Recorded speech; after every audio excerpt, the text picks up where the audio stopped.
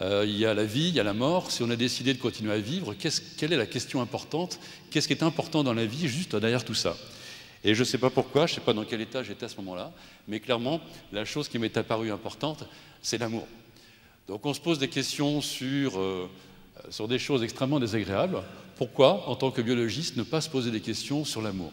Qu'est-ce que c'est que l'amour? Comment ça marche? Et est-ce qu'en tant que biologiste, chimiste, on peut essayer d'aborder ces questions extrêmement complexes?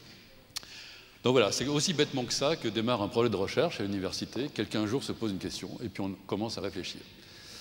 Alors, comment on démarre un projet de recherche? Eh bien, la première des choses à faire, c'est de bien définir la question. Le cancer, qu'est-ce que c'est, par exemple? Et là, on se rend compte qu'il n'y a pas le cancer, mais qu'il y a des cancers. Tous les cancers sont différents les uns des autres. Il y a des mécanismes différents, d'ailleurs, ces différents types de cancers. Eh bien, encore plus difficile pour moi, qui ne suis qu'un chimiste, démarrer sur une thématique comme celle-ci, l'amour, ça pose en tout premier lieu la question, l'amour, qu'est-ce que c'est? Et là, on est face à un gouffre immense, parce que je ne sais pas si vous êtes déjà arrêté pour vous poser la question, mais je pense qu'il y a de multiples choses derrière ce terme amour en France, dans son utilisation classique.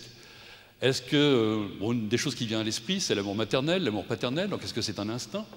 Est-ce que c'est un besoin? Est-ce que c'est un don? Est-ce que c'est un devoir d'aimer? Est-ce que c'est une façon de donner du sens à sa vie? À un moment donné, j'ai cru ça, que c'était histoire de se donner un petit peu d'épaisseur. Voilà, on se laissait tomber amoureux pour donner un peu de sens à sa vie. Est-ce que c'est un commandement? Aimez-vous les uns les autres? Voilà, j'ai pas le choix, j'obéis. Est-ce que c'est une nécessité? Est-ce que c'est une drogue? Est-ce que c'est une addiction?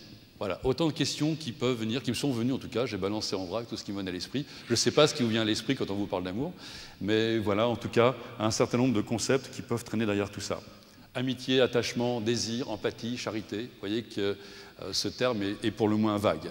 Et clairement, si on s'intéresse à la science qu'il y a derrière ça, eh bien, il est important d'essayer de différencier tout ça. Alors, je ne suis pas philosophe, je ne suis pas poète, je ne suis pas psychanalyste, je ne suis même pas biologiste. Donc très souvent, je vais sortir de mes domaines de compétences, vous allez le voir. Donc s'il y a des gens compétents dans ces domaines-là dans la salle, on pourra ouvrir le débat par la suite. Donc veuillez pardonner mes approximations, mais en tant que chimiste qui essaye d'avancer, eh bien j'ai essayé de trouver des réponses à tout ça auprès des philosophes, auprès des poètes, auprès des psychanalystes, et puis après je me suis retourné vers mes collègues biologistes.